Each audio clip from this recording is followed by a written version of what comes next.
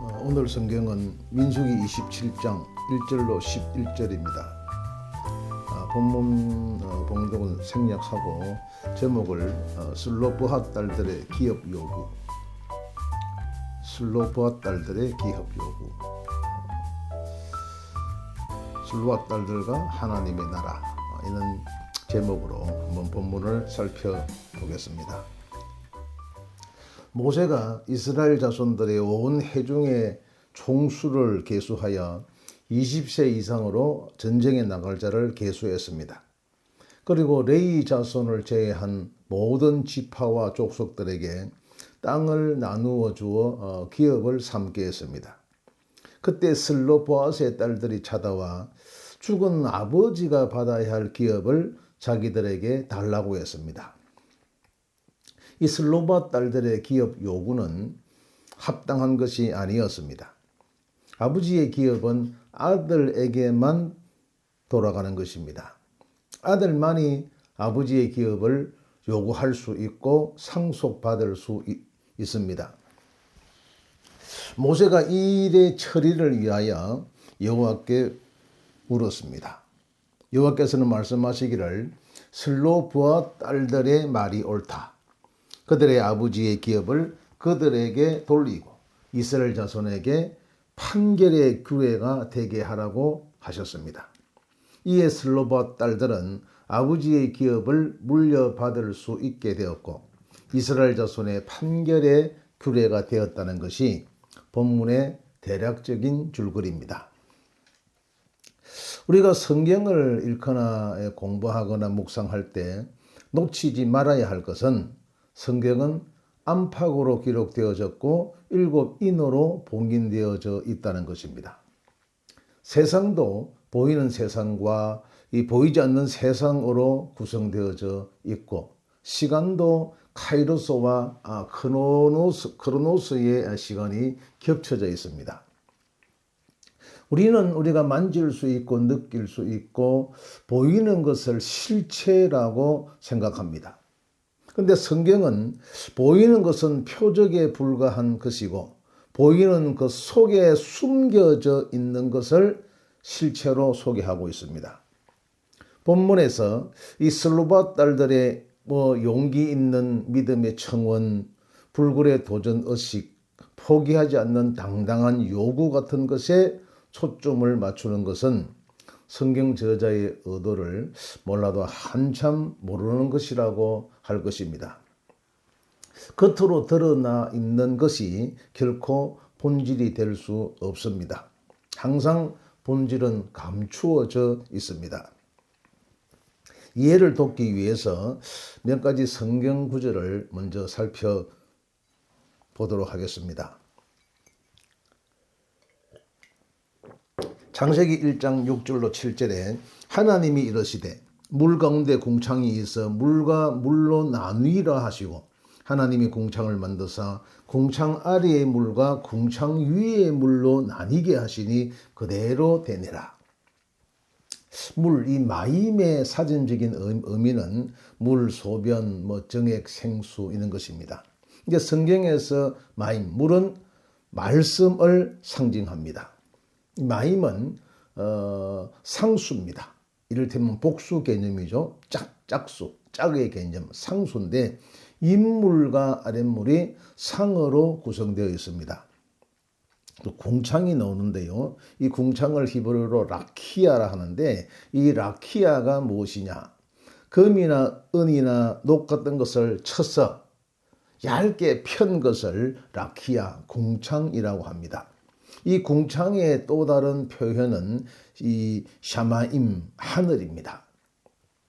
이 샤마임은 구름이 떠 있고 새가 날아다니는 물리적 공간의 하늘, 즉 창공을 가리키는 것이 아니라 이 샤마임은 샴의 마임이 합쳐진 그런 합성어입니다. 이 샤마임의 뜻은 거기에 물들이 있다. 거기에 말씀들이 있다는 것입니다. 이를테면 윗물과 아랫물이 있다는 것입니다. 그런 거로 이 샤마임, 이 하늘은 물이 말씀이 있는 장소입니다. 어떤 사람 속에 말씀이 있다면, 진리가 있다면 바로 그 사람이 샤마임, 하늘입니다. 하나님이 창조 둘째 날에 궁창을 중심으로 궁창 아래의 물과 궁창 위의 물로 바달, 분리, 구별하셨습니다. 아랫물과 윗물이 분리됨으로 윗물의 거룩함이 드러난 것이죠. 그러면 이 궁창 아래의 물은 무엇이며 궁창 위의 물은 무엇이냐? 이 궁창, 라키아를 성막 구조로 보면은 이 궁창은 성소에 해당합니다. 이 성막은 뜰, 성소, 지성소 이렇게 세 개 부분으로 이루어져 있지 않습니까? 뜰에는 이 번제단과 물두멍이 있고, 그리고 성소에는 등잔대와 떡상과 분향단이 있고, 지성소에는 언약궤가 있습니다. 뜰은 희생 제물을 죽이고 손발을 씻는 장소입니다. 다시 말해서 부정을 상징하는 장소죠. 성소는 말씀과 기도의 장소, 그런 거로 정함을 상징하는 장소입니다. 지성소는 하나님의 임재의 장소를 가리키죠. 그러므로 거룩을 상징하는 장소입니다. 궁창 아래의 물은 세상 지식이나 인간의 경험이나 거짓 교리가 혼합된 비진리의 말을 상징하고, 궁창의 물은 율법을 상징하고, 궁창 위의 물은 진리를 상징합니다. 고린도 후서 3장 6절에 그가 또한 우리를 새 언약의 일꾼 되기에 만족하게 하셨으니 율법 조문으로 하지 아니하고 오직 영으로 함이니 율법 조문은 죽이는 것이요 영은 살리는 것이니. 지금 율법 조문과 영을 대비하고 있습니다.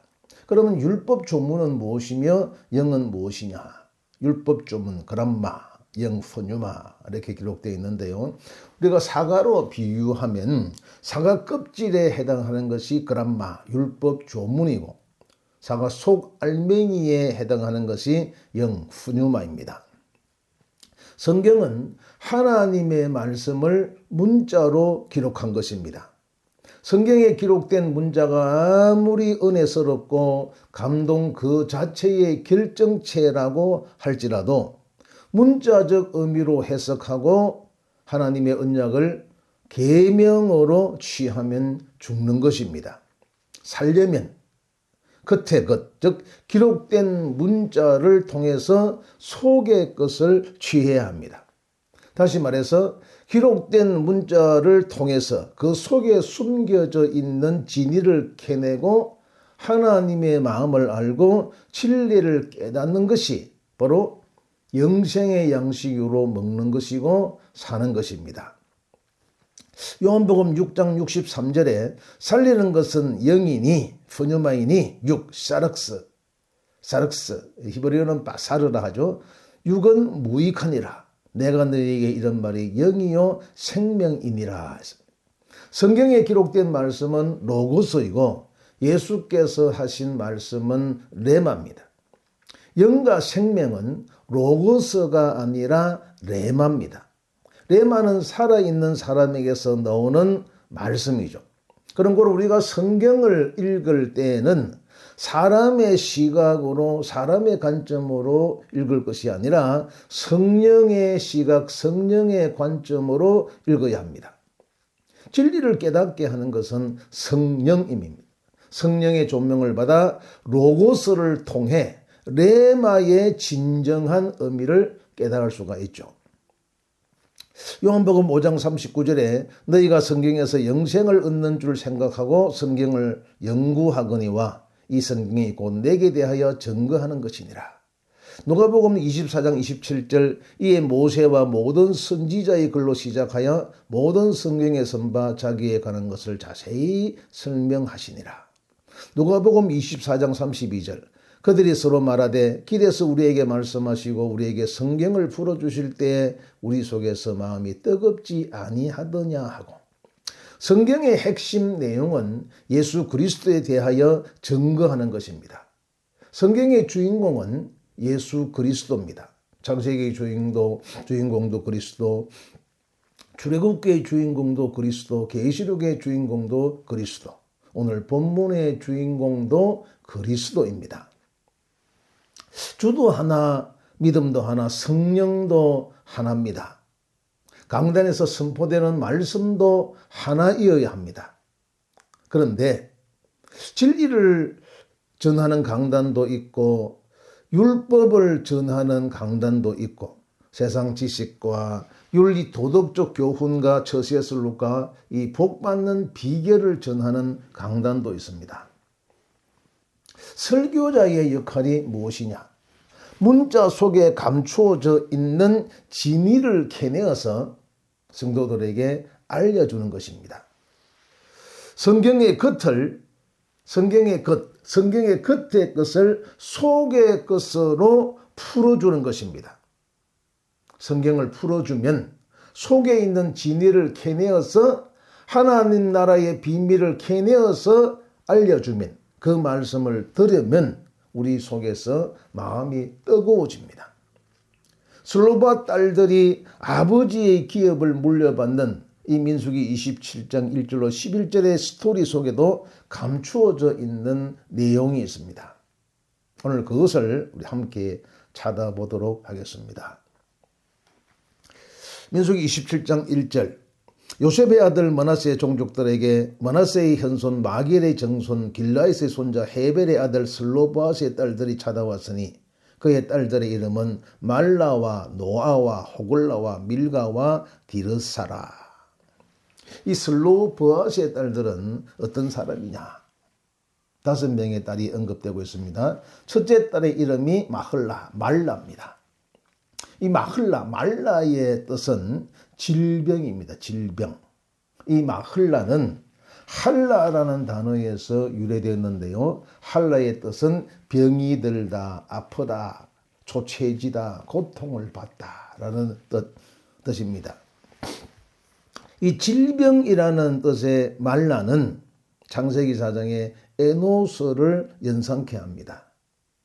셋이 아들을 낳고 그 이름을 에노스라고 했습니다. 에노스가 에노시죠.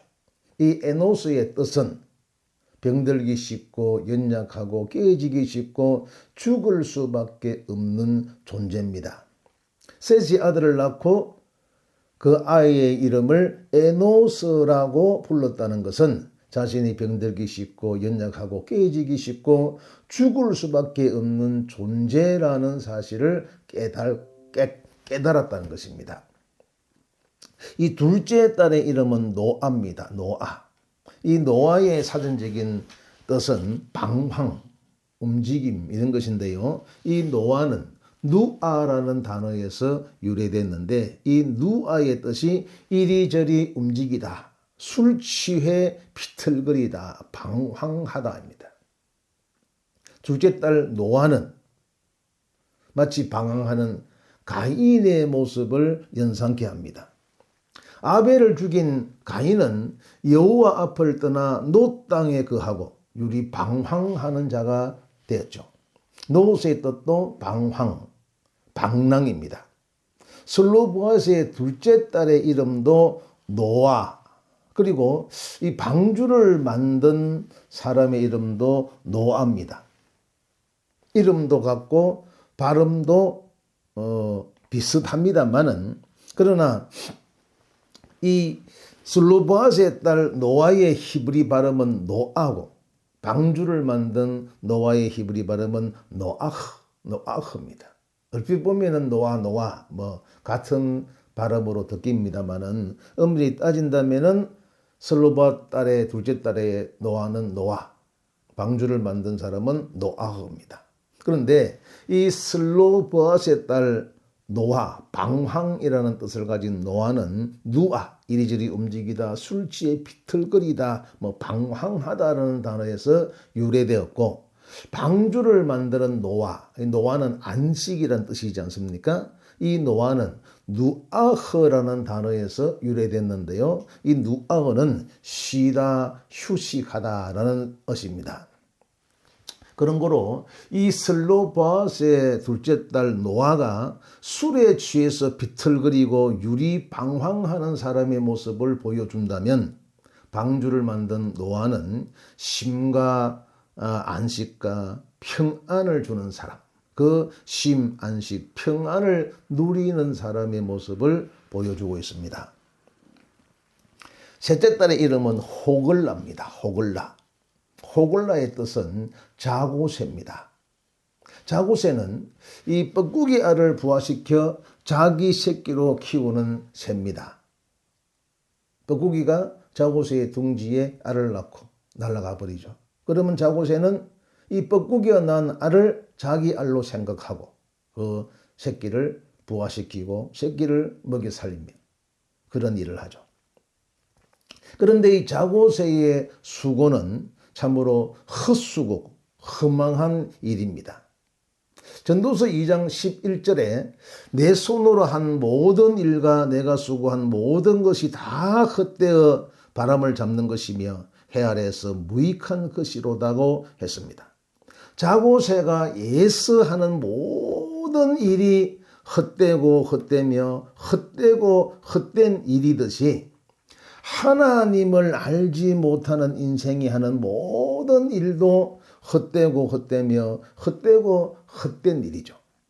이 슬로바스의 셋째 딸 호글라는 수고하고 애쓰는 모든 일이 헛되고 헛되며 헛되고 헛된 인생의 고된 모습을 단적으로 보여주고 있다라고 말할 수 있습니다. 넷째 딸은 밀가로 번역된 밀카입니다. 이 밀카의 뜻은 여왕, 왕후입니다. 왕비입니다. 이 밀카는 멜레크 왕이라는 단어에서 유래가 됐고, 멜레크는 말라크, 통치하다, 지배하다, 왕이 되다, 다스리다라는 단어에서 유래되었습니다. 누가 누구를 통치하느냐? 하나님이 밀가를 통치하는 겁니다. 이전에는 밀가가 밀가 자신을 통치했죠. 밀가가 밀가 자신을 통치하면 그 통치는 헛된 통치입니다. 자신을 괴롭히는, 자신을 망하게 하는 통치죠. 그런데 하나님이 밀가를 통치하시면 그것은 바람직한 통치, 제대로 된 통치, 밀가에게 구원과 안식을 허락하는 통치입니다. 마지막 딸, 이 다섯째 딸은 티르차입니다. 다르사라고 번역이 되었죠. 이 티르차는 기쁨이라는 뜻입니다. 기쁨. 라차에서 유래됐는데 기쁘게 여기다, 만족하다, 빛을 갚다, 뭐 이런 뜻에서 유래된 기쁨이라는 뜻입니다. 근데 이 본문에 나오는 슬로보아스의 딸은 5명입니다. 왜 5명일까요? 슬로보아스이 5명을 낳았으니까 5명이지 라고 말하는 것은 성경적 시각에서 벗어난 대답이라고 할 것입니다. 숫자로 사물의 의미를 해석하는 학문을 수비학이라고 합니다. 수비학. 슬로바스의 딸을 5명으로 소개하는 것은 숫자 5가 갖는 어떤 상징성. 숫자 5는 성경에서 율법, 전쟁, 고통, 기도, 은혜 같은 것을 설명할 때 사용하는 숫자입니다. 이 슬로보아스의 5명의 딸은 각각 다른 개체이지만 상징적 의미의 측면에서는 한 사람으로 볼 수 있죠. 말라, 노아, 호글라가 죽을 수밖에 없는 옛사람의 모습, 즉 율법, 전쟁, 고통의 결합체, 이 죽을 수밖에 없는 옛사람의 모습을 보여주고 있다면 넷째, 다섯째 딸 밀가와 다르사는 그리스도 안에서 새로운 피조물로 거듭난 새 사람의 모습, 기도와 은혜의 결과물, 즉 새 사람의 모습이라고 할 수 있습니다. 민수기 27장 4절에 어찌하여 아들이 없다고 우리 아버지의 이름이 그의 종족 중에서 삭제되리까? 우리 아버지의 형제 중에서 우리에게 기업을 주소서 하며 슬로바 딸들이 모세 앞에 나와 요구합니다. 요구의 내용은 아버지의 기업을 상속받게 해 달라는 것입니다. 아버지의 땅을, 아버지가 받아야 할 기업, 아버지의 기업을 상속받게 해 달라. 창세기 13장 14절로 15절에 이런 말씀이 있습니다. 롯이 아브람을 떠난 후에 여호와께서 아브람에게 이르시되 너는 눈을 들어 너 있는 곳에서 북쪽과 남쪽 그리고 동쪽과 서쪽을 바라보라. 보이는 땅을 내가 너와 네 자손에게 주리니 영원히 이르리라.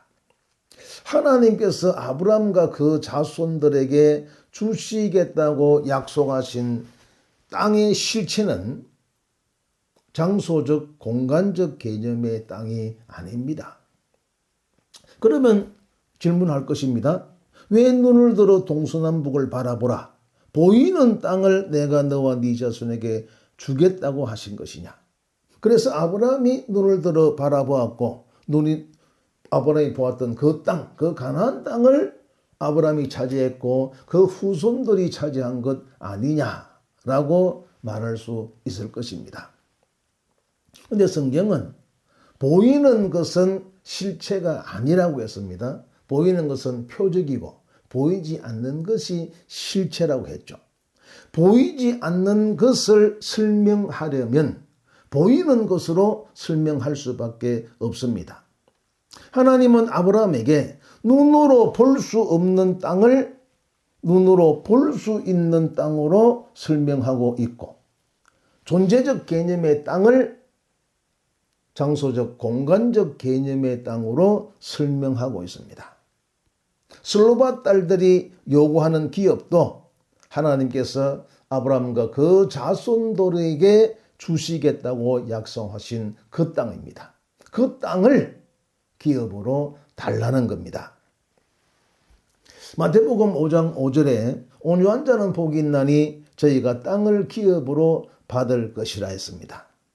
온유한 프라우스 히브리는 아나브라는 단어와 같은 개념이죠. 모든 것을 착취당하고 빼앗기고 억압당하고 쫄딱 망한 자, 이것이 성경에서 말하는 온유한 자입니다. 마음이 따뜻하고 부드러운 유한 이런 사람을 가리키는 것이 아니라 모든 것을 착취당하고 억압당하고 다 빼앗겼어. 전혀 가망이 없는 그런 망한 상태. 이를테면 자기가 부정된 자를 성경은 온유한 자라고 말합니다.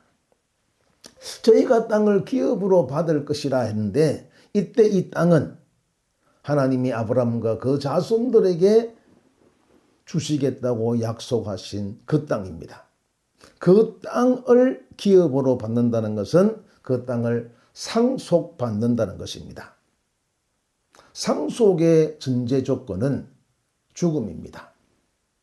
상속은 누군가 죽어야 그 기업을 물려받는 것이죠. 상속은 아버지가 죽어야 받는 것이고 그 아버지의 기업은 아들만이 상속받을 수 있습니다. 아버지의 죽음을 전제로 아들만이 상속받을 수 있는 그 땅은 약속의 땅입니다. 약속의 땅의 실체는 하나님의 나라입니다.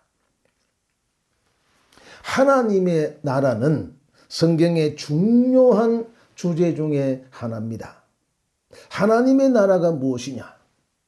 이 하나님의 나라를 세 가지로 나누어서 한번 생각해 보겠습니다. 첫째로 이 하나님의 나라, 호데오스 호바실레야, 이 하나님의 나라는 하나님이 다스리는 나라입니다. 무엇으로 다스리는 나라냐? 말씀으로 다스리는 나라입니다. 하나님의 다스림을 받는다. 하나님의 말씀으로 다스림을 받는다는 것은 페레시트, 그리스도를 머리로 삼는 성전이 되는 것입니다. In Christ. 그리스도 안에 내가 있고 내 안에 그리스도가 있는 것입니다. 아나케팔라이 오마이.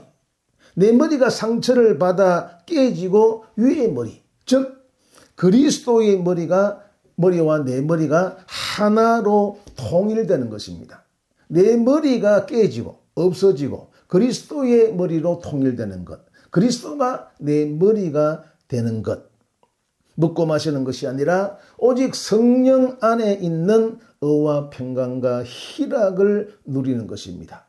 이것이 바로 하나님의 나라, 하나님의 다스림을 받는 것의 내용이죠.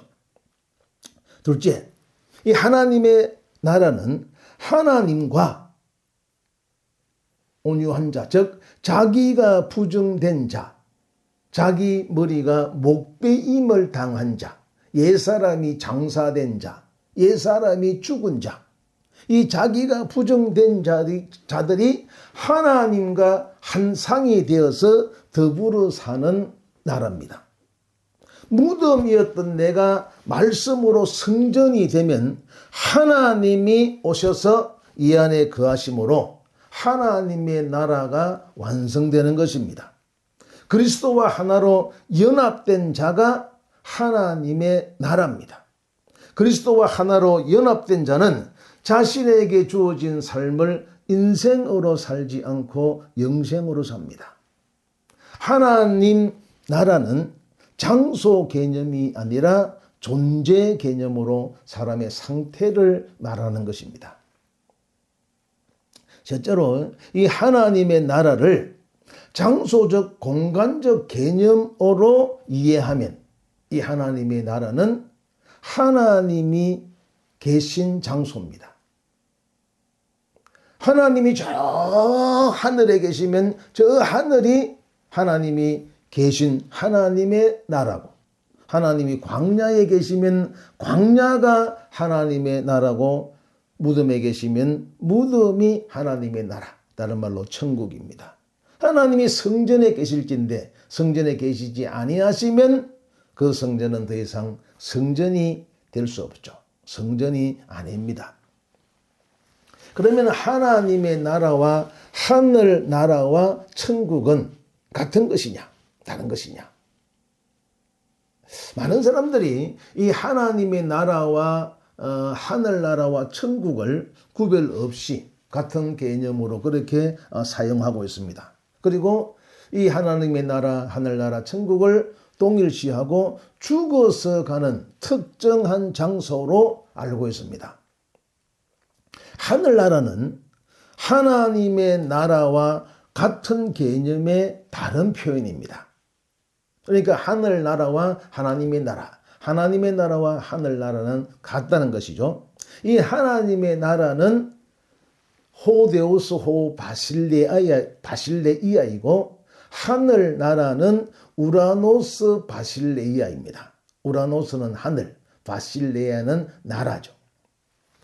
마태가 이 복음서를 마태복음을 기록할 때 유대인들의 정서를 생각해서 유대인들에게 있어서 하늘과 하나님은 동일 개념입니다. 즉 우라노스와 데오스, 하나님 데오스, 우라노스, 하늘은 동일 개념이죠. 그래서 유대인들은 하나님이라는 단어를 입 밖에 낼 수 없을 정도로 하나님을 경외했습니다.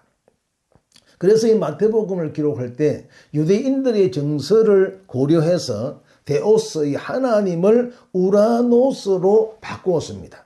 그래서 호데우스 호바실레아를 우라노스 바실레아로 표기했습니다. 이것이 바로 하늘나라입니다. 마가와 누가와 요한은 호데우스 호바실레아 하나님의 나라로 기록했고 바울은 그리스도 안에서 in Christ로 표기했습니다. 창세기 1장에 나오는 태초의 이 베레시트와 in Christ는 같은 의미입니다. 그런데 우리가 흔히 사용하고 있는 천국, 이 천국은 하나님의 나라, 즉 하늘나라와 조금 다른 개념입니다. 중국에서 선교사들이 마태복음을 번역할 때 우라노스 바실레이아, 하늘나라. 우라노스가 하늘, 바실레이아가 나라이니 하늘나라 하니까 하늘천, 나라국 해서 우라노스 바실레이아를 천국으로 번역했습니다. 중국의 영향을 받은 우리도요, 이 우라노스 바실레이아를 하늘나라를 천국으로 번역했습니다. 복음이 들어오기 전에 우리나라는 불교의 영향으로 사람이 죽으면 사후세계의 천당이나 극락으로 간다고 그렇게 알고 있었죠. 그래서 우라노스 바실레이아를 천국으로 번역하니 우라노스 바실레이아가 존재적 개념의 하나님의 나라, 하나님이 다스리는 나라가 아니라 죽어서 가는 극락이나 천당, 무릉도원 같은 특정한 장소, 저 하늘에 있는 장소적, 공간적, 환경적 개념의 장소로 이해하고 있다는 것입니다. 이는 하나님의 다스림, 하나님의 통치 개념이 장소 개념으로 왜곡되고 변질된 것입니다. 민수기 27장 3절에 우리 아버지가 광야에서 죽었으나 여호와를 거슬러 모인 고라의 무리에 들지 아니하고 자기 죄로 죽었고 아들이 없나이다. 슬로바 딸들이 무자격자임에도 불구하고, 아들이 아니죠, 무자격자임에도 불구하고 하나님의 나라를 요구하고 있습니다. 하나님의 나라를 기업으로 달라, 그렇게 요구하는 근거가 무엇입니까? 우리 아버지가 광야에서 자기 죄로 죽었다는 것입니다. 우리 아버지가 광야에서 자기 죄로 죽었습니다. 이것이 슬로바 딸들이 하나님의 나라를 요구하는 근거입니다. 이해되십니까? 광야에서 자기 죄로 죽었다. 무슨 뜻일까요? 자, 광야, 죄, 죽었다. 이렇게 한번 나누어서 살펴보십시다.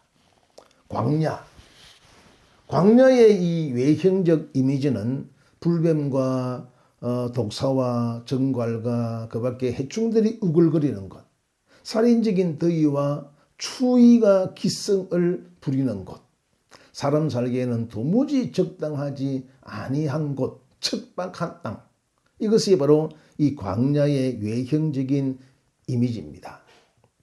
그런데 우리 성경에 광야로 번역된 단어는 미드바르입니다.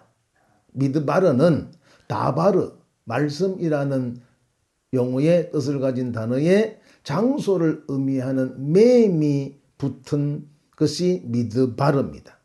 그러므로 미드바르의 뜻은 말씀을 가르치는 장소, 말씀으로 양육하는 장소입니다. 그래서 하늘에서 만나가 내려오죠. 만나를 먹습니다. 만나는 말씀이죠. 말씀. 죄. 자기 죄로 죽었다고 했습니다. 자기 죄로 죽었다고 하니까 상당히 부정적인 어두운 그런 뉘앙스로 느껴지죠.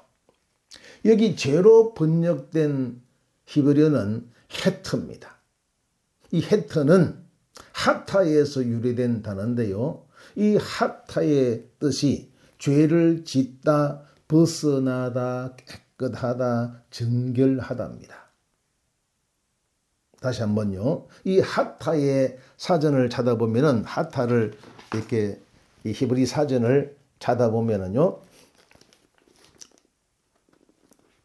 죄를 짓다, 벗어나다, 깨끗하다, 정결하다, 뭐 이런 뜻입니다. 이것은 히브리어 단어에만 나타나는 아주 독특한 현상, 독특한 용례입니다. 정반대의 뜻을 가지고 있죠. 예컨대 바라크, 복. 그런데 바라크의 복이라는 뜻도 있지만은 저주라는 뜻도 있습니다. 그래서 바라크가 어떨 때는 저주가 되고 어떨 때는 복이 되죠. 죄를 짓는 것도 핫하고 죄에서 벗어나고 깨끗해지고 정결해지는 것도 핫합니다. 무엇이 죄에서 벗어나게 하고 깨끗게 하고 정결케 하느냐? 죄에서 벗어나게 하고 깨끗게 하고 정결케 하는 것은 이 세상에 오직 하나밖에 없습니다. 그것은 시편 119편 9절에서 언급하고 있듯이 하나님의 말씀입니다. 말씀만이 우리를 죄에서 벗어나게 하고 깨끗하게 하고 정결케 합니다. 슬로보아스는 말씀으로, 하나님 말씀으로 죄에서 벗어나고 정결해지고 깨끗해졌다는 것입니다.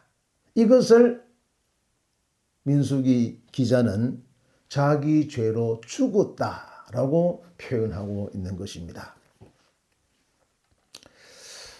이제 죽음입니다. 죽었다. 이 죽었다로 번역된 이 히브리어 용어는 무트입니다. 무트. 이 무트의 1차적인 의미는 육신, 육체의 죽음입니다.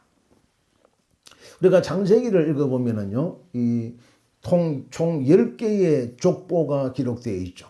돌에다가 기록되어 있는데, 이 창세기 4장에 기록된 가인의 족보를 보면은, 가인의 족보는 한마디로 삐까뻔쩍합니다.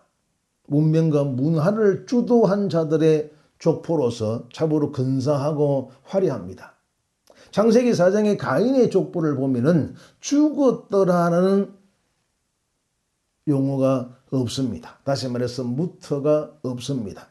그런데 한 장을 넘겨서 창세기 5장 아담의 족보를 보면은 한 사람도 빠짐없이 낳고 죽었더라. 낳고 죽었다라고 소개되고 있습니다. 이 아담의 족보에 죽었더라가 삽입된 이유가 무엇일까요? 인생 무상을 강조하고 죽을 수밖에 없는 인간에게 하나님이 꼭 필요하다는 것을 강조하려는 것일까요? 아닙니다. 좀 전에 얘기했듯이 창세기에는 10개의 족보가 기록되어져 있는데 이 모든 족보는 하나님의 구원 사역을 설명하고 있습니다. 무트의 사전적인 뜻은 죽다, 꺼지다, 사라지다 이런 뜻인데요. 무트라는 단어, 히브리어 맴, 바브, 타브, 요게 무트입니다. 그런데 이 무트를 단어 하나하나씩을 파자해 보면은 이 파자는 단어 하나하나를 쪼개고 분석해서 그 뜻을 살펴보는 것인데 이 무트를 파자하면 말씀과 합하여, 말씀과 연합하여 완성되다라는 뜻입니다. 이 무트는 육체적 죽음을 설명하는 용어가 아니라 하나님의 구원 사역의 완성을 설명하는 용어입니다. 말씀으로 구원 사역이 완성되는 것을 가리켜서 죽음이라고 무트라고 성경은 기록하고 있습니다. 이 무트를 다른 말로 표현하면 옛사람의 장사, 자기 부정, 자기 부인, 자기 목배임 이렇게 얘기할 수도 있을 것입니다. 그런 거로 이 슬로보아스이 무트했다, 죽었다는 것은 슬로보아스이 말씀과 연합하여 완성되었다. 슬로보아스이 진리를 깨달았다. 궁창 아랫물을 통하여 궁창 윗물의 의미를 깨달았다. 그리스도와 하나가 되었다라고 말할 수 있습니다. 성경은 말씀을 깨달음으로 그리스도와의 연합됨, 즉 구원의 성취를 무트, 죽음으로 표현하고 있습니다. 그래서 창세기 5장 아담의 족보에 낳고 죽었다라고 기록을 하고 있는 것입니다.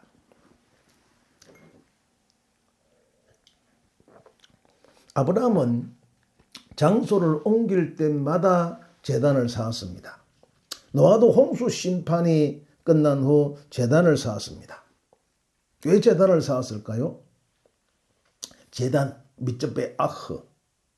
미츠베아흐라는 단어가 제단인데요. 이 미츠베아흐는 자바흐라는 단어의 용어의 장소를 의미하는 mem이 붙어서 미츠베아흐입니다. 이 자바의 뜻은 살육하다, 죽이다, 도살하다 이런 뜻입니다. 무시무시한 단어죠. 죽이고 도살하고 살육하는 것입니다. 그런 거로 제단은 미츠베아흐는 살육하는 장소입니다. 죽이는 장소입니다. 도살하는 장소입니다. 이를테면 제단은 도살장입니다. 양을 살육하고 염소를 죽이는 장소가 아니라 나의 옛사람을 죽이는 장소가 제단 미츠베아흐입니다. 양을 죽이고 염소를 죽이는 것은 껍데기죠. 겉으로 드러난 것이죠. 하나님이 희생제사를 명하신 것은 양고기가 드시고 싶어서 염소 고기의 냄새를 맡기 위해서가 아니라 희생제물의 죽음을 통해서 제사를 드리는 자의 자기 부정을 가르쳐 주시려는 겁니다. 나의 옛사람을 죽이는 것, 이것이 바로 제사 개념이고 예배 개념입니다. 바울은 날마다 죽노라고 했습니다. 제단을 삼는 목적은 복받아 잘 먹고 잘 살고자 하는 것이 아니라 나를 죽이는 것이어야 합니다. 우리가 하나님 앞에 나와서 예배를 드릴 때 하나님 살려주세요, 하나님 복 주세요, 형통케 하세요라고 하는 것이 아니라 하나님 나를 죽여주세요, 나를 죽여주세요. 내 속에 있는 이 옛사람, 이것을 하나님 죽여주세요라고 하는 것이 하나님 앞에 연락되어지는 진정한 제사 예배 개념입니다. 슬로바시 광야에서 자기 죄로 죽었다는 것은 광야, 즉 말씀을 가르치고 말씀으로 양육하는 장소에서 율법을 통해 진리를 깨달음으로 죄에서 벗어나고 깨끗해졌고 정결해졌다는 것입니다. 수고하고 무거운 짐을 지게 하는 율법의 굴레에서 벗어나 진리로 자유하게 되었다는 것입니다. 말씀으로 양육하는 장소에서 말씀을 통해 모든 부정한 것이 정결해지고 깨끗해짐으로 하나님의 구속 사역이 완성되었다는 것입니다. 뜻이 하늘에서 이루어진 것 같이 땅에서 이루어지다 하는 것처럼 하나님의 약속, 하나님의 그 언약이 성취되었다는 것입니다. 슬로바스는 말씀을 통해 진리를 깨달은 자, 그리스도와 하나가 된 자입니다. 슬로바스이 진리를 깨닫고 그리스도와 하나가 됐다는 것을 뒷받침하는 또 다른 하나의 증거가 있는데 그것이 무엇이냐? 헤벨의 아들이라는 것입니다. 예수께서 아버지와 나는 하나다라고 말씀하신 것처럼 성경은 아버지와 아들을 하나로 설명하고 있습니다. 헤벨, 헤페르의 뜻은 우물, 웅덩이, 추구하다, 탐구하다, 조사하다, 우물을 파다 이런 뜻입니다. 헤벨. 비유적으로 이 헤벨은 어떤 사람을 가리키느냐? 우물을 파는 사람입니다. 생명의 물을 찾아다니는 사람입니다. 진리를 추구하는 사람입니다. 성경은 우물을 파는 사람, 생명의 물을 찾아다니는 사람, 진리를 추구하는 사람을 가리켜서 헤벨이라고 합니다. 목마른 사슴이 시냇물을 찾듯이 파수꾼이 아침을 기다리고 농부가 이른 비와 늦은 비의 은택을 갈망하듯이 진리를 사모하는 마음으로 생명의 물을 찾아다님의 결과가 무엇이냐? 그리스도와 하나 되는 것. 다른 말 하면은 진리를 깨닫는 것입니다. 그래서 죄에서 벗어나게 되고 깨끗해지고 정결해지는 것이죠. 그래서 완성되는 것을 무트, 죽었다라고 하는 것입니다.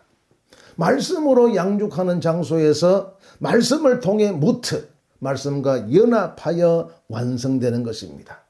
깨끗해지고 정결해지고 생수를 솟구쳐 내는 우물로 거듭나는 것입니다.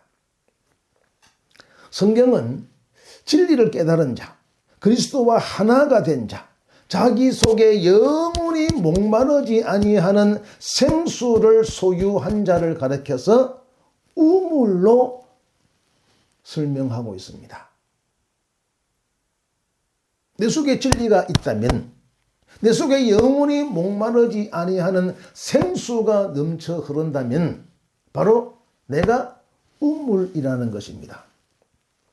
슬로보앗이 헤벨과 하나라는 것은 슬로보앗 역시 우물이라는 것입니다. 다시 말해서 진리를 깨달았고 그리스도와 하나가 되었고 자기 속에 영원히 목마르지 아니하는 생수를 소유한 사람이라는 것이죠. 성경은 물, 즉 말씀이 없는 구덩이를 무저갱이라 하고 말씀, 물, 말씀이 있는 구덩이를 우물이라고 합니다. 구덩이도 무저갱도 구덩이고 우물도 구덩이입니다. 똑같은 구덩이입니다. 그런데 그 속에 물, 즉 말씀이 있느냐 없느냐, 말씀이 있으면 우물이고 말씀이 없으면 무저갱입니다. 우리 몸을 집으로 표현하면은 말씀이 내 속에 있으면 성전이고 말씀이 없으면 무덤입니다. 목사라도 말씀이 없으면 무덤이고 집사라도 속에 말씀이 있으면 성전이죠. 교당의 규모가 아무리 크고 화려하고 웅장해도 수천 수만의 성도를 자랑한다고 해도 그 우물에, 그 강단에, 그 교회당에 말씀, 진리가 없다면 그 우물은 짝퉁 우물입니다. 우물로 포장된 무저갱입니다. 겉으로는 번쩍번쩍 빛나고 화려하고 웅장하고 너무너무 보기 좋습니다만 말씀이 없다면, 진리가 없다면, 궁창 윗물이 없다면 그 교회당은 우물로 포장된 무저갱입니다. 교회당만 그러겠습니까? 내 속에 진리가 없으면 내가 짝퉁 우물이고 내가 무저갱입니다. 하나님께서 아들 상속법을 정하신 것은 생물학적 차원의 아들과 딸을 차별하려는 것이 아닙니다. 하나님께서 궁창을 만들어 궁창 아래의 물과 궁창 위의 물로 나누신 것은 분리 그 자체의 목적이 있는 것이 아니라 궁창 아래의 물, 궁창 아래의 말씀을 통해서 궁창 위의 말씀을 깨달으라는 것입니다. 율법을 통해서 그리스도께로 나아가고 그리스도를 알라는 것이죠. 그러므로 아들 상속의 문제는 율법 차원에서 볼 것이 아니라 구속사적 측면과 진리적 측면에서 보아야 하고 이해되어야 하는 것이죠. 성경은 이 아들, 이 아들을 생물학적 차원의 아들로 설명하지 않습니다. 성경에서 언급하는 아들은 하나님의 아들, 즉 그리스도를 가리키는 것입니다. 성경은 그리스도와 연합된 자, 진리를 깨달은 자, 성전이 된 자들을 가리켜 하나님의 아들들이라고 하고 숫자로 표기할 때는 12이라고 하고 물과 관련해서는 우물이라고 하고 언약과 언약, 맹세와 관련해서는 샤바트, 하나님의 언약이 성취된 자, 다른 말로 하면 안식일이죠. 이 하나님의 언약이 성취된 자라고 하고 하나님의 다스림과 관련해서는 하나님의 나라라고 합니다. 헷갈리십니까? 헷갈리실 것입니다. 그런데 이것이 성경이 우리에게 가르쳐 주시는 요긴한 진리입니다. 다시 한번 말씀드릴게요. 그리스도와 하나로 연합된 자. 예수님이 첫날 만날 하시는 말씀이 나는 포도나무 위에 너희는 가지니. 하나를 강조하지 않습니까? 하나, 연합, 혼인잔치, 신랑과 신부가 하나 되는 것이죠. 하나가 된 자. 이 하나가 된 자를 하나님의 아들들이라고 하고, 이것을 숫자로 표현하면 12, 12이라고 하고, 우물이라고 하고, 샤바트, 안식일, 즉 다른 말로 하면 하나님의 언약이 성취된 자라고 하고, 하나님의 나라라고 합니다. 그런데 하나님의 아들과 하나님의 아들들은 구별되어야 합니다. 구별해서 사용해야 합니다. 하나님의 아들은 예수 그리스도를 가리키는 용어이고, 하나님의 아들들은 그리스도와 연합되어 하나가 된 자, 진리를 깨달은 자, 성전이 된 자, 모든 자들을 총칭하는 용어입니다. 그리스도도 그 그리스도와 그리스도는 구별해서 사용해야 됩니다. 그리스도는 바로 예수 그리스도, 그분을 가리키는 것이고, 그리스도는 기름 부음을 받은 자, 성령 받은 자, 그리스도와 하나 된 자, 모든 자들을 가리키는 것이죠. 이 하나님의 나라는 아들들, 즉 착할 성전이 된 자에게만 상속되는 것입니다. 아버지와 아들은 하나라고 했죠. 그런 거로 슬로부아시 말씀을 통해 정결해지고 깨끗해져서 완성되었다면 슬로부아스의 아들도 정결해지고 깨끗해져서 완성되었을 것입니다. 슬로부아시 우물이라면 슬로부아스의 아들도 우물이고 하나님의 나라를 기업으로 받았을 것입니다. 근데 문제는 이 본문에서 아버지의 기업을 요구하는 이들이 아들이 아니라, 즉 말라, 노아, 호글라, 밀가, 다르사는 아들이 아니라 딸이라는 것입니다. 아들은 벤, 딸은 바트입니다. 이 벤과 바트는요, 벤이 아들, 바트가 딸이거든요. 이 벤과 바트는 둘 다 똑같이 바나라는 단어에서 유래되었어요. 이 바나는 창세기에 나오는 창조 용어입니다. 창세기에는 네 가지 창조 이 단어가 나오는데, 첫째가 바라, 다음에 야차르, 아사, 바나. 이것이 번갈아 가면서 사용되고 있습니다. 똑같은 짓다, 만들다, 창조하다 이런 의미인데, 그런데 그 깊은 쪽으로 들어가면은 의미가 각각 좀 차이가 있습니다. 다릅니다. 그래서 성경은 구별해서 사용하고 있죠. 이 바나는 짓다, 세우다 이런 뜻인데, 성전을 건축하는 데 사용되는 단어입니다. 성전을 건축할 때는 바나라는 용어를 사용하죠. 이 벤도 바나에서 유래되었고 바트도 바나에서 유래됐습니다. 말하자면 벤의 어근도 바나고 바트의 어근도 바나입니다. 이 바트는 벤의 여성형입니다. 겉모습은 비슷합니다. 아니 어쩌면 똑같습니다. 그런데 속모습은 전혀 다릅니다.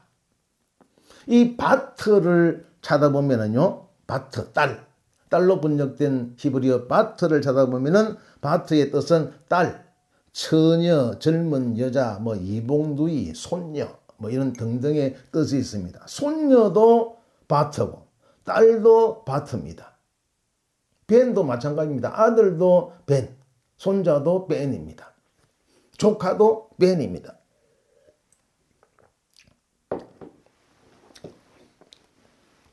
처녀는 남자를 모르고 혼인하지 않는 여자입니다. 즉 바트가 그렇다는 겁니다. 남자를 모르고 혼인하지 않았으니 어떻게 해요? 임신도 못하고 임신이 안 되니 출산도 경험하지 못한 여자입니다. 다시 말해서 그리스도라고 하는 신랑을 모르고 그리스도라고 하는 신랑을 만나지도 못했고 그리스도라고 하는 신랑과 혼인하지도 아니했으니 아들을 낳아보지 못한, 아들을 낳지 못한, 그리스도와 연합되지 못한 여자, 진리를 깨닫지 못한 여자, 그리스도와 하나로 연합되지 못한 여자, 이것이 바로 처녀요 바트입니다. 바트가 딸이라는 뜻도 있고 처녀라는 뜻도 있습니다. 이복누이라는 뜻도 있죠. 이것이 바로 처녀 바트입니다. 딸입니다. 베니, 아들이 그리스도와 하나로 연합된 자, 진리를 깨달은 자라면 바트는, 딸은 아직까지 그리스도와 하나로 연합되지 못하고 진리를 깨닫지 못한 자입니다. 베니 성전이라면 바트는 성전의 흉내를 내는 짝퉁 성전입니다.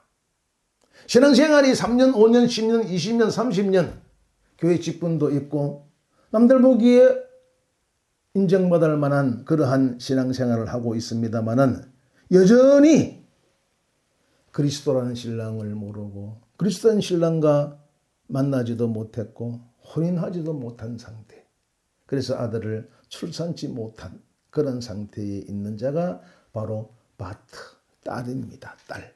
이 딸은 성전이 아니라 성전 흉내를 내는 짝퉁 성전입니다. 이 슬로바스의 딸들, 특히 첫째, 둘째, 셋째, 질병, 방황, 자고세, 이 슬로바스의 딸들은 교회의 자화상입니다. 어떤 교회의 자화상이냐? 잉태치 못하는 교회, 생산치 못하는 교회, 홀로 된 교회, 병들고 방황하고 애쓰고 수고하는 그 모든 것이 꽝, 헛되고 헛된 교회의 좌상입니다. 그럼에도 불구하고 이 슬로바 딸들이 하나님의 나라를 상속받았습니다. 도무지 자격 없는 무자격자인 이 슬로바 딸들이 바트가 하나님의 나라를 상속받았습니다. 어떻게 해서 상속받을 수가 있었느냐? 장벽을 두려워하지 않는 믿음의 척은에 하나님이 감동하신 것이죠. 죽으면 죽으리라는 일사각오의 기도가 하나님의 보좌를 움직인 것이냐? 이렇게 해석하고 설명하는 분들도 있죠. 굳게 닫힌 하늘의 문을 활짝 열어젖힌 원동력은 믿음의 청원도 아니고 일사각오의 기도도 아닙니다. 무자격자를 자격자로 바뀌게 한 것은 슬로브핫의 죽음이었습니다. 슬로브핫의 죽음이 무자격자 슬로바 딸을 자격자로 만들었죠. 하나님의 나라를 상속받게 한 것입니다.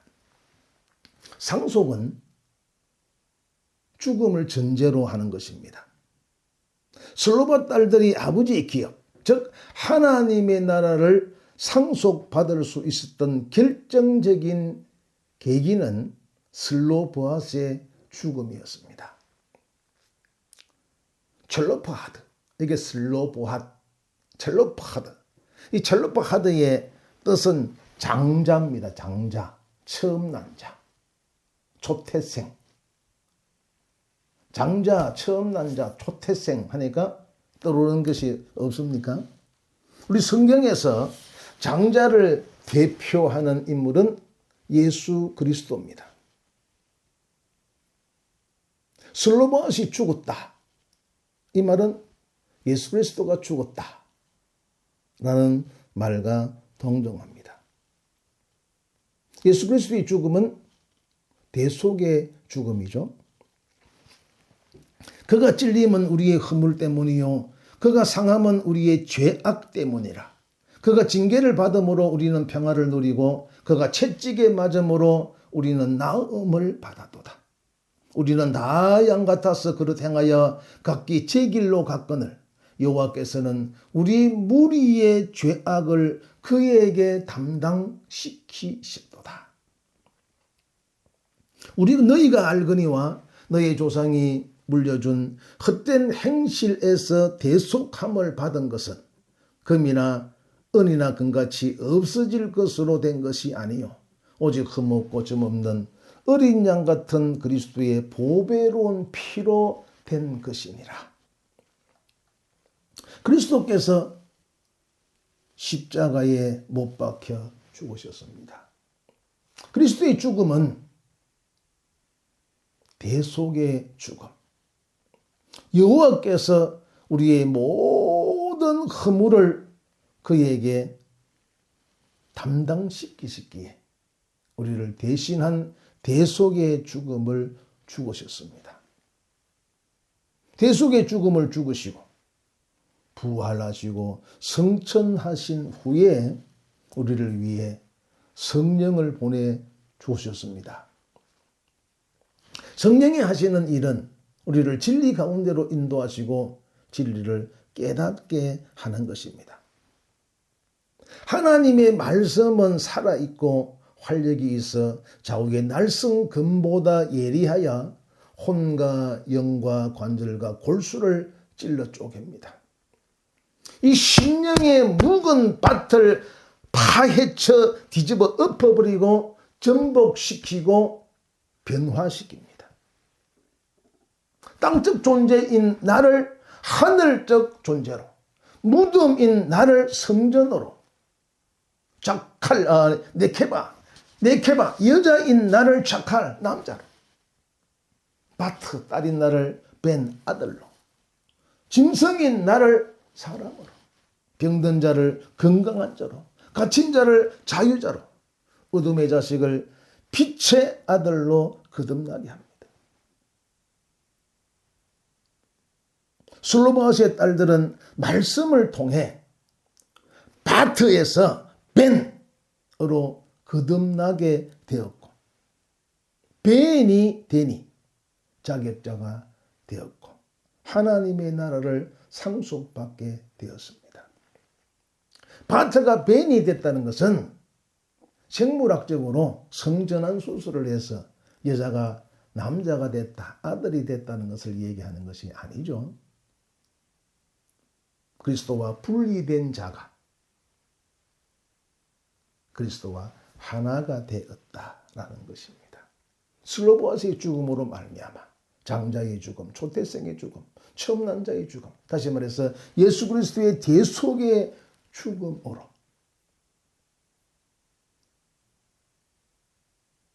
바타에서 벤으로 거듭나게 되었고 자격자가 되니 하나님의 나라를 상속받게 되었던 것입니다.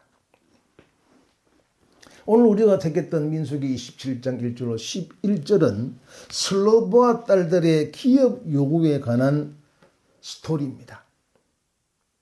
그런데 그 스토리 속에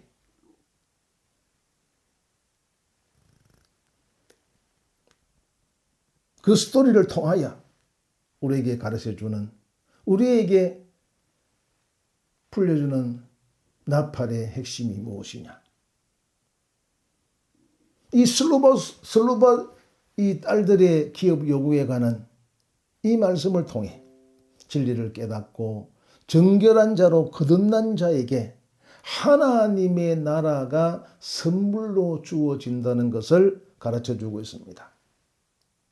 질병, 방황, 자고새의 삶을 살던 여자가, 내가 예수 그리스도의 대속의 죽음과 말씀의 가르침을 통해 죄에서 벗어나고 깨끗해지고 정결해진 후 택하신 족속, 왕같은 제사장, 거룩한 나라, 하나님의 소유가 되어 기쁨의 삶을 살아가게 된다는 것이 성경이 우리에게 말하고자 하는 슬로바 스토리이고 슬로바 딸들의 스토리이고 교회의 스토리이고 나의 스토리입니다. 하나님의 나라는 성경의 핵심 주제입니다. 좀 전에 말씀드렸듯이 하나님의 나라는 하나님이 다스리는 나라, 하나님이 통치하는 나라입니다. 이 하나님의 다스림은 그리스도를 머리로 삼는 성전이 되는 겁니다. 그리스도 안에 내 안에 그리스도가 있는 것입니다. 먹고 마시는 것이 아니라 오직 성령 안에서 누리는 의와 평강과 희락입니다. 자기가 부정된 자가, 옛사람의 사망에 이른 자가 엘로힘과 짝이 되어 하나가 되어서 살아가는 것입니다. 하나님의 나라를 주겠다. 하나님의 나라를 주겠다는 것은 하나님의 약속입니다. 하나님의 약속은 샤바 7번 맹세하신 약속입니다. 하나님은 결코 헛소리 하시는 분이 아닙니다. 하나님은 반드시 약속을 지킵니다. 그럼에도 불구하고 주님은 이렇게 기도하라고 했습니다. 하늘에 계신 우리 아버지여, 이름이 거룩히 여김을 받으시오며 나라의 임하옵시며 뜻이 하늘에서 이루어진 것 같이 땅에서도 이루어지이다. 나라의 임하옵시며 나라가 임하기를 기도하라는 것입니다. 이 나라는 아버지의 나라, 즉 하나님의 나라입니다. 하나님이 주시겠다고 약속하신 그 나라입니다. 그런데 이 주기도문은 얼른 보기에는 청유형으로 되어 있는 것 같지만은 사실상 명령형입니다. 부탁하라는 것이 아니라, 애원하라는 것이 아니라, 청유하라는 것이 아니라 명령하라는 것입니다. 네가 명령하면 내가 듣겠다는 것입니다. 우리가 기도합니다. 프로슈코마이 기도. 기도가 무엇입니까? 기도로 번역된 프로슈코마이는 프로스의 유코마이가 더해진 두 단어가 합성된 단어입니다. 프로슈코마이. 근데 프로스는 누구누구를 향한, 또 너희를 향한 이런 뜻이고, 유코마이는 소원하다, 소망하다, 바라다 이런 뜻입니다. 우리가 알고 있는 기도의 개념, 아니 세상 다른 어떤 종교인들도 모든 사람들이 알고 있는 기도의 개념은 자기가 섬기는 신에게 자기의 소원, 자기가 원하는 것, 자기가 구하는 것을 아뢰는 것입니다. 나의 소원을 간청해서 내가 원하는 것을 얻고자 하는 것, 이것을 기도라 하죠. 그런데 기도는 프로슈코마이라 했습니다. 하나님을 향한 나의 소원, 너의 소원, 우리의 소원이 아니라 나와 너와 우리를 향한 하나님의 소원이 바로 프로슈코마입니다. 기도는 내가 원하는 것을 얻기 위해 하나님 앞에 엎드리고 하나님의 마음을 감동시키고 하나님이 기뻐하시는 것을 많이 해서, 그 다음에 하나님, 나는 이런 것을 원합니다. 이런 것이 되었으면 좋겠습니다 하고 내가 원하는 것을 달라고 하는 것이 아니라, 하나님이 나에게 원하는 것이 무엇인지를 깨달아 알고 그 하나님이 원하는 것이 나에게 넘어오도록 하는 것입니다. 우리는 3단 기도 좋아합니다. 3단 기도. 그런데 주님은 골방에서 기도하라 하죠. 3단 기도는 내가 원하는 것을 하나님께 넘기는 겁니다. 골방 기도는 하나님이 원하시는 것이 내 한테로 넘어오는 겁니다. 다시 말해서 하나님이 원하시는 것을 구하는 겁니다. 똑같은 기도의 형식인데요. 내가 원하는 것을 하나님께 구하는 것은 산당기도입니다. 그러나 하나님이 원하시는 것을 구하는 것은 골방기도죠. 그래서 우리가 기도할 때 내가 원하는 것을 구하는 것이 아니라 하나님이 원하시는 것, 하나님이 우리에게 주시고자 약속하신 그것을 구하는 겁니다. 우리의 가장 근본적인 결핍이 무엇인지 그 결핍을 메꿔주고자 하실 텐데 그 결핍을 메꿔줄 수 있는 것을 구하는 겁니다. 무엇의 결핍입니까? 우리는 진리의 결핍. 그래서 성령을 구하는 것이죠. 기도할 때 산당 기도를 할 것이 아니라 골방 기도를 해야 합니다. 구하라 그리하면 주실 것이요 찾아라 그리하면 찾을 것이요 문을 두드리라 그리하면 너에게 열릴 것이니 구하는 이마다 받을 것이요 찾는 이는 찾아낼 것이요 두드리는 이에게는 열릴 것이니라. 구하라 아이테오 그리하면 주실 것이라 했습니다. 이 구하라는 것은요 빚을 청구할 때 사용하는 그런 용어입니다. 빚쟁이가 야 나 돈 빌려줬잖아. 너한테 빚 빼달 거 있잖아. 그거 줘. 맡겨놓은 것, 빌려준 것을 달라고 할 때 사용하는 단어가 아이테오입니다. 구하라. 아이테오. 이것은 무엇을 의미하느냐?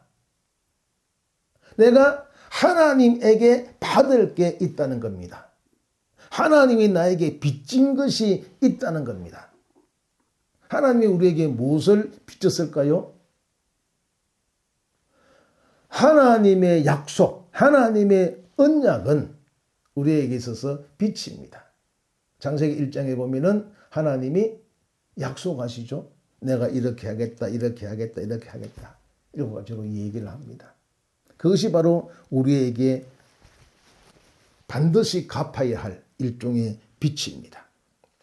그래서 하나님은 자신의 언약을 창세기 1장에서 7번 그렇게 강조하죠. 이것이 천지창조, 7일 창조의 모습으로 그때에는 그렇게 기록되어져 있습니다. 구하라 그리면 주실 것이요라는 말은 우리가 구하는 것이 무엇이든지 하나님이 주신다는 것이 아니라 하나님이 우리에게 주시고자 약속하신 그것을 구하면 주시겠다는 겁니다. 하나님이 우리에게 주시겠다고 약속한 것이 무엇이냐? 좀 전에 말씀드렸듯이 성령입니다. 성령을 주시겠다고 약속하신 언약의 당사자는 하나님 자신입니다. 성령이 하시는 일은 우리로 하여금 진리 가운데로 인도하고 진리를 깨닫게 하는 겁니다. 성경을 읽으면 이 뜻을 능히 아십니까? 그런데 성령님이 우리를 인도하시면 성령님의 도움을 받으면 문자의 뜻이 아니라 문자 속에 숨겨져 있는 의미를 깨달아 알 수 있습니다. 진리를 깨닫는 것과 그리스도와 하나로 연합하는 것과 하나님의 나라를 상속받는 것과 성령 안에 있는 의와 평강과 희락을 누리는 것과 네케바에서 자칼이 되는 것, 바트에서 베인이 되는 것은 다른 표현이지만 내용은 똑같은 것입니다. 똑같은 내용의 다른 표현입니다. 그래서 성령이 우리에게 임하기를 소망해야 하는 것이고 너희는 성령이 너에게 임하기를 소망하고 갈망하고 요구하고 성령에게 성령을 달라고 명령하라는 것입니다. 질병, 방황, 자고세의 삶은 청산되어야 됩니다. 하나님을 알지 못하게 하는 혼돈, 공허, 흑암의 세력도 내 속에서 제거되어야 합니다. 우리 영혼은 물된 동산 같아야 하고 물이 끊어지지 아니하는 샘 같아야 합니다. 헵시바가 되어야 하고 퓨라가 되어야 합니다. 여호와의 손이 짧아 구원치 못함이 아닙니다. 귀가 둔하여 듣지 못함도 아닙니다. 아직도 신랑 그리스도와 혼인하지 못했다면, 진리가 뭔지 깨닫지 못했다면, 그리스도와 하나 되지 못했다면, 속에 생수의 강이 흐르고 있지 않다면 낙심할 것이 아니라 하나님의 나라를 사모하고 갈망하고 요구해야 할 것입니다. 요구하면 주십니다. 반드시 주십니다. 질병방황, 자고새의 삶을 청산하고 여왕으로 거듭나서 기쁨의 삶을 살아가는 것이 우리를 향한 하나님의 뜻이고 하나님의 사랑입니다. 하나님의 나라는 침노를 당하나니 침노하는 자의 것입니다. 슬로바 딸들이 받은 하나님의 나라가 이 시간 함께하는 우리 모두의 분깃이 되기를 주 예수 그리스도의 이름으로 축원합니다. 감사합니다.